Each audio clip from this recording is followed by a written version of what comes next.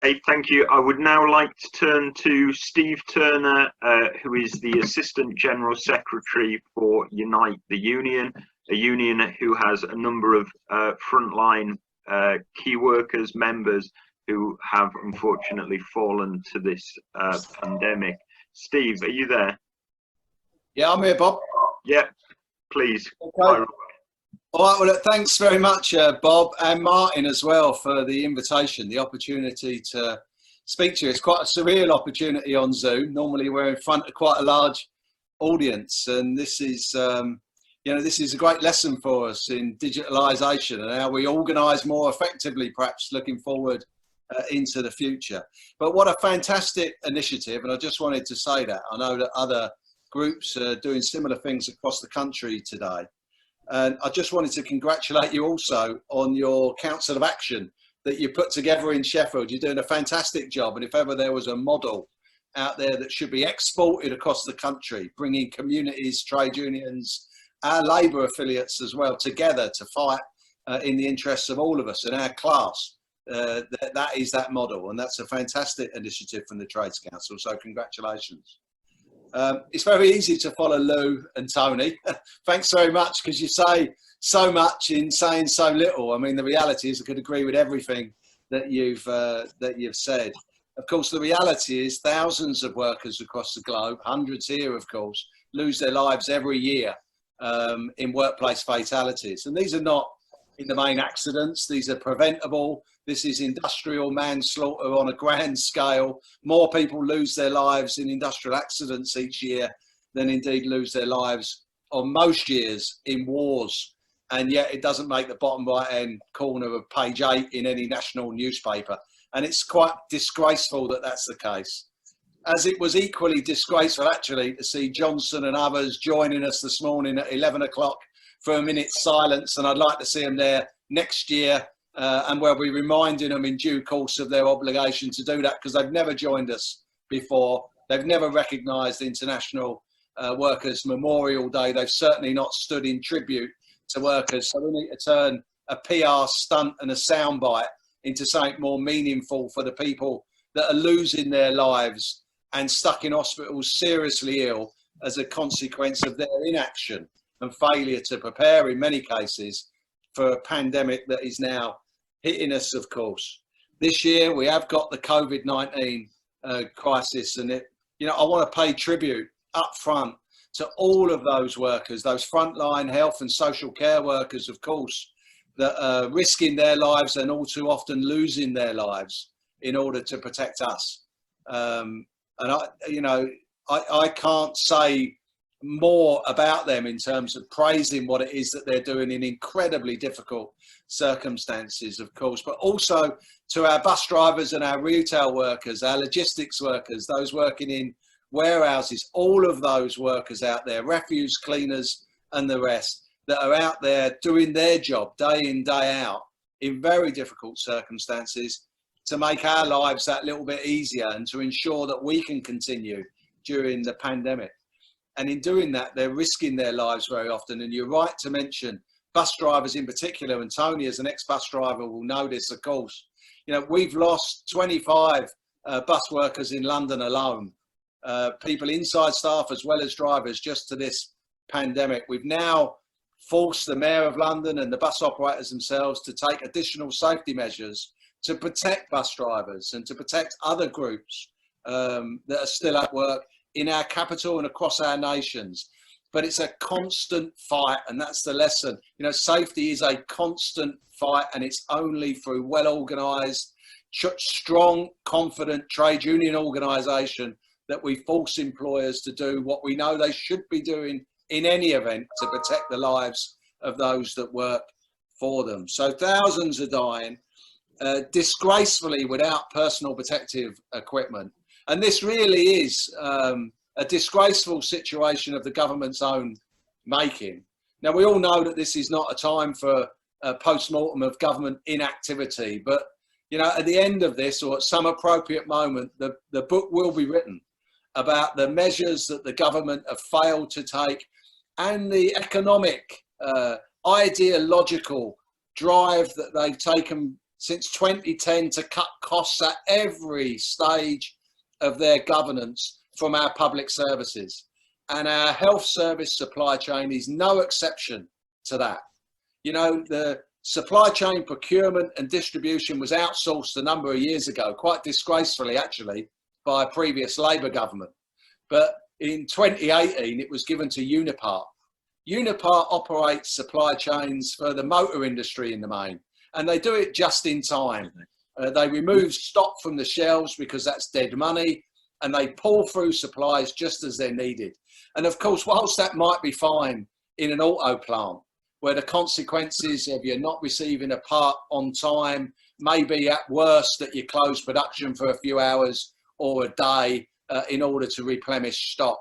In our health services, that kills people. People die as a consequence of cost cutting. And that's exactly what's happened here. And when the books are written, they will be written about the cost of an outsourcing to Unipart on the basis of them saving £2.4 billion from that contract over its 4-year term.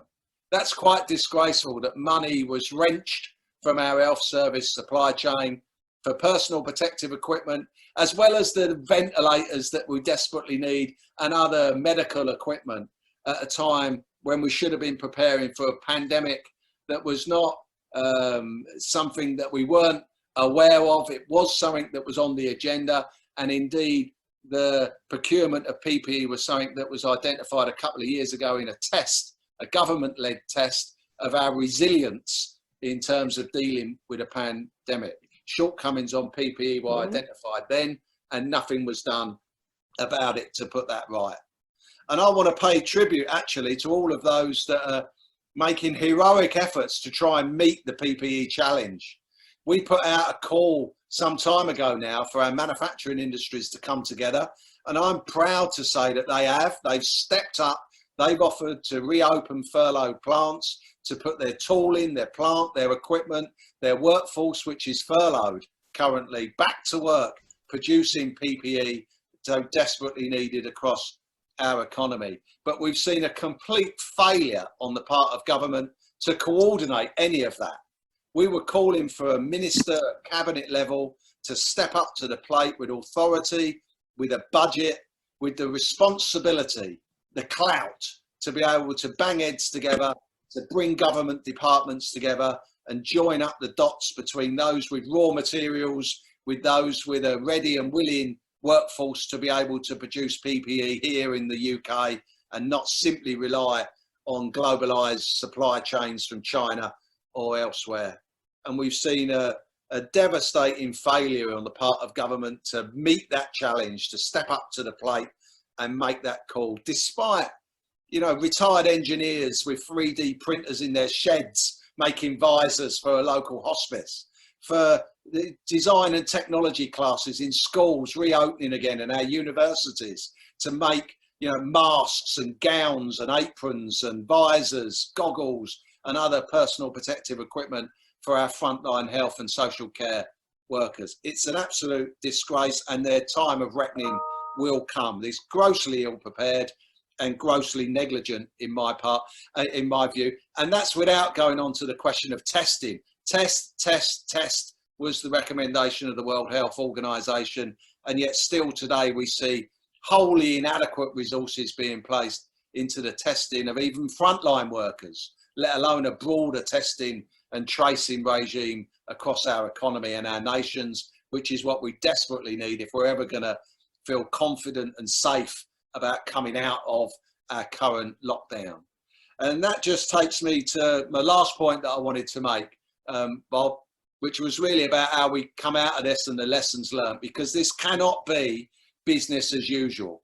It's business as usual that put us in this mess in the first place, not COVID itself, but leads to thousands of people dying from industrial accidents and industrial diseases across the globe. We need to reshape our economy and our politics, and it's only an organised working class, only a trade union and labour movement working together that are going to be able to do that. Already the right-wing think tanks and those in cabinet are thinking about who's going to pay the us It's going to be another 10 years of austerity. It's going to be further outsourcing and privatisation of our services. It's going to be wage cuts. It's going to be further attacks on our trade union and labour movement. And over my dead body, not on our watch, are we going to sit back and allow that to happen. So we need to step up to the plate ourselves as a movement and design that new economy, that new politics that puts at its heart the issues that Lou was raising in her contribution about how disgraceful it is that some of the most essential workers in our economy, those at the front line, are treated the most appallingly on 0 hours contracts, on precarious areas of work, on without any job security, on minimum wage. Our care workers not even paid for travel time between jobs, let alone a decent wage in order to live on. We need to reset the clock on that. And I pay tribute to our colleagues, some of whom may be on this call today from Sheffield University and elsewhere, that are stepping up, that are fighting back, that are organising, that are making this an industrial issue. But we need to move beyond the industrial issue to making it the political issue that it needs to be if we're to find the permanent solution to that. So look, it is about that new economy. Every year we remember the dead and we fight for the living, and every year we hope that it's the last time that we have to remember the dead to fight for the living. The reality is that will only ever happen when we stand together, united, in solidarity with one another, with a confident, well-organised working class, organised in their trade unions, standing up with their political parties to fight for that just, fairer, more equal society, that greener world that can come from this, but it'll only come from this if we fight for it and we win it. And that's really my passing last message. I know that I'm up for it and you're up for it. It's down to us to organise ourselves as effectively as we can in order to win the world that we demand. So I'll leave it there. Solidarity, comrades. Thanks for everything that you're doing. This is a great initiative and I stand with you wholeheartedly. Thank you, Steve, for that incredibly rousing and wide-ranging speech. I think it is important to look to the future now, and clearly whatever comes next, the organised working class will be at the heart of winning the settlement that we need. Good examples, as you know, of Unite taking action at the University of Sheffield, protecting precarious workers, staff on casual contracts, and we send them our solidarity. Okay, I'm aware that we are pausing for a minute's silence in about 3 minutes' time, so I've no desire to curtail Olivia Blake's speech, so I'll bring in Olivia after that minute's silence. Just while